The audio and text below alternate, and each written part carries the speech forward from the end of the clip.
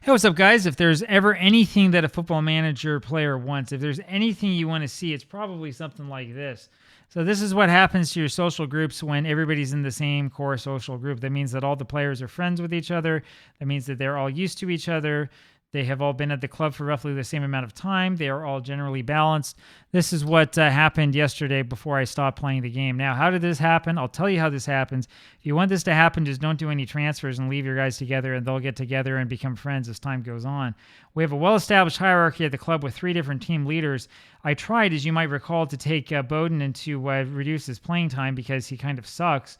But unfortunately, as soon as I did that, the entire squad got really upset and was not very happy with me, and that resulted in a lot of problems. So we went away from that.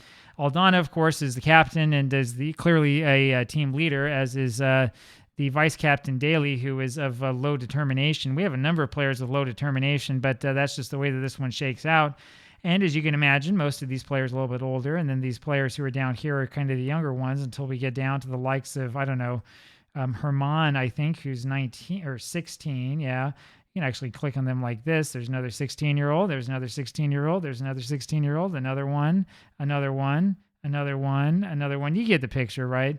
Except for this guy, Brad Pluti, who I want to sell because he sucks, and I can't because nobody really wants to take him. And he's doing very well in terms of possession loss, so that's a pretty good sign.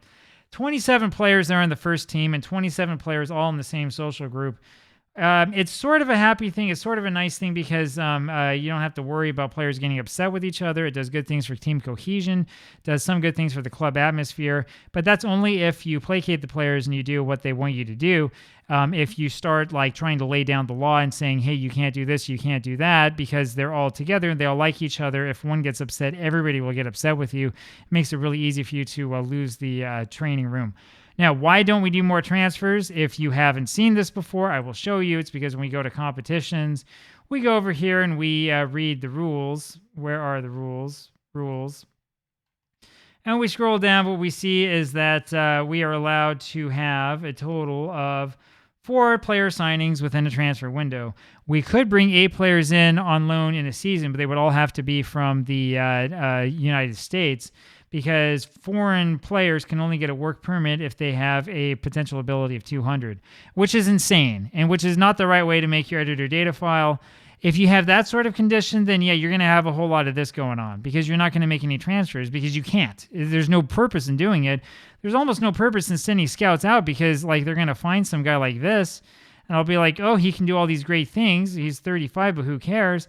But guess what? I can't sign him because he doesn't have a potential ability of 200. How do I know that? Because nobody has a potential ability of 200. So that's what happens. But yeah, if you really want to know what it's like to have a single social group in your team, play through this editor data file, and you too can find out. And with all the warts and everything else that goes along with it. That's it for me. Talk to you tomorrow. Bye.